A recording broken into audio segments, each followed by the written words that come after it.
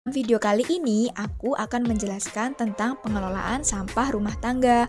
Selamat menyaksikan.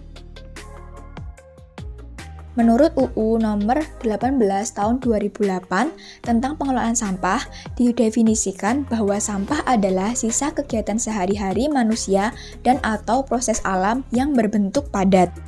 Sampah dapat berasal dari kegiatan industri, pertambangan, pertanian, peternakan, perikanan, transportasi, rumah tangga, perdagangan, dan sisa aktivitas manusia yang lainnya. Yang selanjutnya adalah jenis sampah. Menurut Kuncoro Jati, secara garis besar, jenis sampah dapat dibedakan menjadi 3. Yang pertama adalah sampah organik atau sampah basah.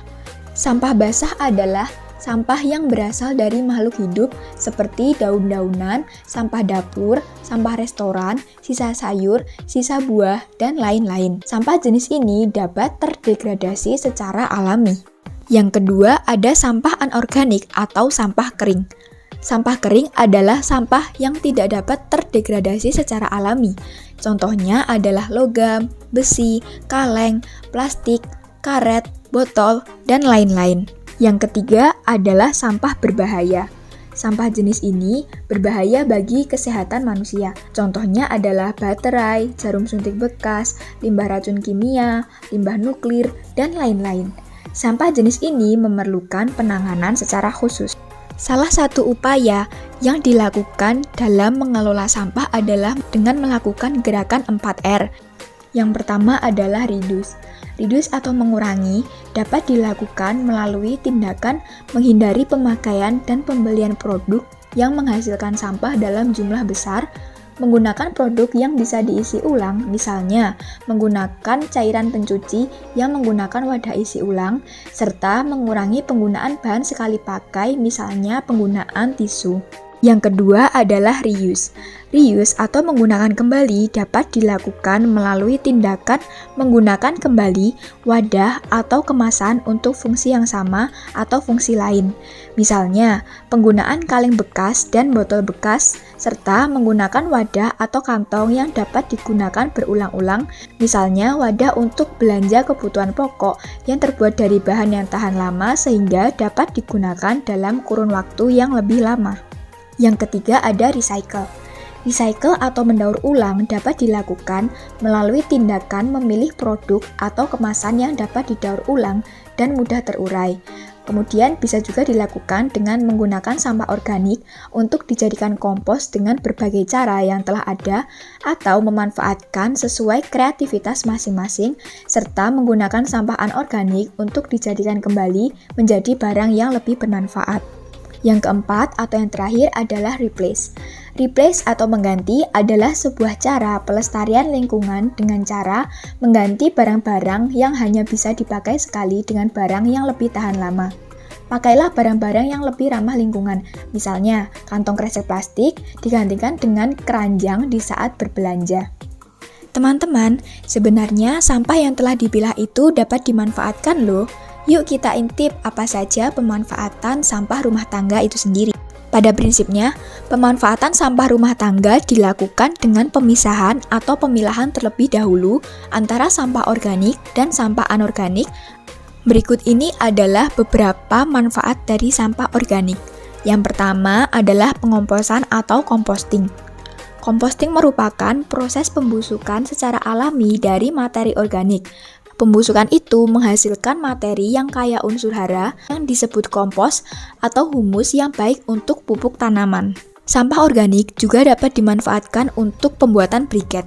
Pembuatan briket sebagai bahan bakar alternatif pengganti minyak bisa menjadi salah satu upaya dalam menanggulangi dan mengurangi timbunan sampah. Kemudian kita berpindah pada pemanfaatan sampah anorganik. Yang pertama ada sampah kertas. Sampah kertas bisa dikumpulkan menjadi satu bagian yang dipisahkan dari sampah lainnya. Kumpulan sampah kertas bisa dibuat berbagai macam jenis kerajinan tangan seperti topeng, patung, dan kertas daur ulang. Yang kedua adalah sampah kaleng. Kaleng baja 100% dapat didaur ulang karena siklus hidupnya tidak akan pernah berakhir. Perlakuan kaleng bekas tergantung jenis kegunaan wadahnya. Yang ketiga adalah sampah botol. Botol beling memiliki nilai tinggi apabila masih utuh. Jika sudah tidak utuh, akan didaur ulang lagi bersama dengan berbagai jenis kaca yang lainnya untuk dicetak menjadi botol yang baru. Lalu selanjutnya ada sampah plastik. Sampah plastik dapat digunakan sebagai bahan dasar berbagai macam kerajinan tangan seperti tas, dompet, cover meja, tempat tisu, dan lain-lain. Lalu yang terakhir adalah sampah kain. Sampah kain bisa digunakan untuk cuci motor atau sebagai bahan baku kerajinan.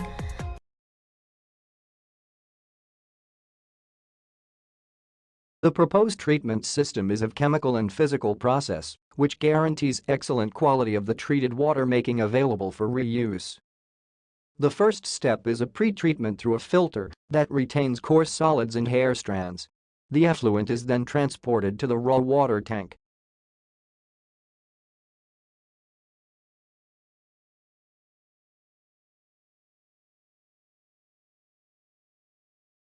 The control panel allows the automation of the processes and enables the remote monitoring of the equipment.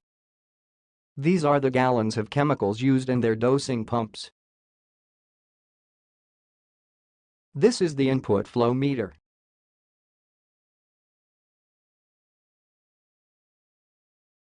The first module has the purpose of flocculation. With the help of chemicals and the flocculator, the dirt from the water clumps creating flakes. Then the effluent is transported to the second module, where decanting takes place. The flakes settle on the bottom of the equipment. And then, the final step is filtration. A polish to retain any flakes that have remained in the water. The effluent is then transported to the treated water tank. The sedimentated sludge at the bottom of the equipment is discarded for a bag or drying bed.